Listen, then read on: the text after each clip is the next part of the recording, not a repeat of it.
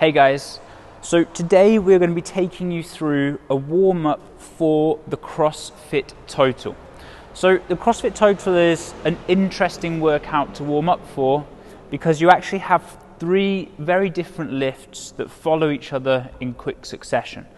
What we're going to be doing is going through back squats, a press, and then a deadlift.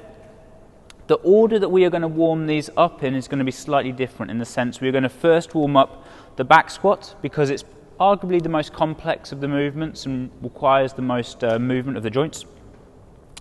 We're then going to look at the deadlift, and we're then finally going to look at the strict press. The reason we're leaving the strict press till last is typically it's the easiest movement to warm up. So if you're just doing one of the lifts, you can skip to that part of the video. If you're doing all 3, then I recommend to watch through. Before we get on to the specific movements, there are just 2 things that we're going to recommend. One, the first thing, is spending 5 to 10 minutes on a foam roller lacrosse ball and just working through the body. You'll be able to identify if any areas are particularly tight, particularly stiff, and that gives you an extra opportunity to work on those. And then secondly, spending 5 to 10 minutes doing some light conditioning, meaning that you can do that on the bike erg, you can do that on the rower, and this should be very low intensity, and it's literally just to get the blood pumping, the muscles to be a bit more pliable, you to get a bit more activated before we go into the specific movements. So the first exercise that we're going to be doing for the back squat is looking at the ankles. Why are we working on the ankles? Arguably they're the most important joint in order to have a good squat for the type of squat we are doing. This first stretch is very simple, literally holding the ankle in dorsiflexion. You can use a wall or a rig, whatever you have available. And we want to spend between 60 to 90 seconds each side. And what someone can be doing here is just taking the tension on, taking the tension off. So each time through that period, you'll be able to find new ranges of motion. And we simply swap sides and go on to the other sides.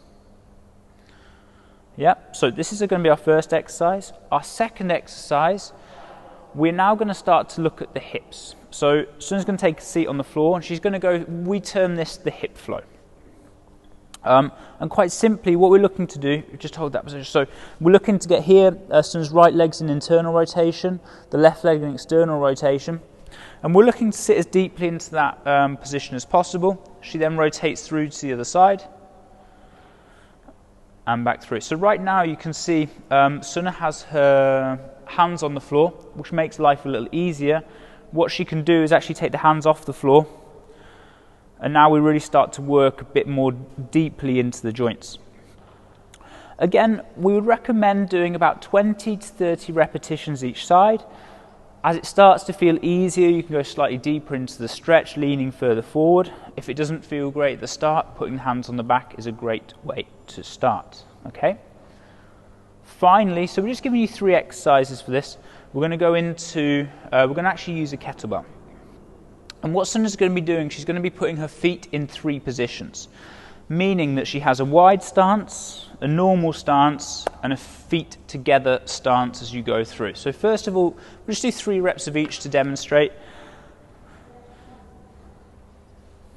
One thing that's going to be, for when you're doing your typical warm-up, working with 6 to 8 reps will probably be a good idea. Sunna's got a 16 kilo kettlebell, and this can be varied depending on where you are in your strength journey. The reason we have the kettlebell is it really helps keeping the body upright rather than getting this chest tilting forward, which is something we don't want to see with a squat. Okay? So, those are our warm-up exercises for the back squat. I just want to show something that's very important. Now, we're obviously doing what we call the CrossFit Total, and we're not doing a powerlifting total. And therefore, 2 movements become very different. So, Sunna's just going to do a squat now. We'll take the barbell actually. I'm just going to go to the back squat. And we're just going to show you how we want this movement to look as we go through. So, Sunna's got the bar in what we call the high bar back squat position. The feet are in and around shoulder width apart, and she's going to squat down and come back up. So what you'll notice is that the chest is relatively upright. Both the hips and the knees are flexing. The knees are going forward over the toes, and that helps her maintain a nice position. This is very different to like a sumo stance squat, where if Sunna were to take her legs a lot wider, she'd engage the hips backwards and the chest would go forwards and back through. So once again, we're looking for this more Olympic lifting style, CrossFit style back squat through this. Okay. Now we're going to look at the deadlift. We're going to be using a conventional deadlift for the CrossFit Total. What are our two options? Conventional in essence means that our hands are outside of our legs. We then have a second option, which we're not going to be using, which is called sumo, where our hands fall in between our legs. So if you just show a deadlift for us. So this is our conventional deadlift. In essence, one of the most simple lifts we have. We go from the floor, when we have this on the bar, from the floor, stand it up. Yeah, classic lift. However, now the thing that becomes very important in the deadlift is making sure that one, our low back is warm in all the positions, meaning flexion, extension, rotation, side bending. And then secondly, that we know that our hamstrings are, for want of a better word, activated, and that we know how to keep our low back in a strong neutral position. So the first exercise we're going to do to warm up the low back is we're going to expand on all those ranges of motion. So Sunna's going to do a Jefferson curl with rotation. So you're going to see this now. She picks up the bar and she starts from the top, slowly goes down. She's trying to flex each one of her vertebrae. When she gets to the bottom, she's going to rotate one way and rotate the other way. And what we'd like to see with this is doing maybe 3 to 6 slow controlled reps. She then comes back up. That would be 1 repetition, and she would then carry on through. So that's to get the low back moving. Next, we're actually going to take the barbell up to our back rack position again. And we're going to go through some good mornings. Now, what we want to see here is that Sunna's activating her hamstrings, posterior chain, and that she's keeping her low back neutral. You notice that she's traveling back, weight is going onto the heels. The shoulders shouldn't go below the hips. We should be able to find tension before that. And right now, Sunna's doing a good job of keeping her low back neutral. But the one very common fault here, if you just let your low back round as you go down now. So you can see now the low back's come into flexion, and that's something that we don't want. We want to try and avoid that with this exercise. And just relax. And with this, doing, say, accumulating around 20 repetitions, it can be done with a slightly heavier barbell if you feel you need to get that stimulus. But in essence, accumulating around 20 repetitions to prepare ourselves for the deadlift. Okay.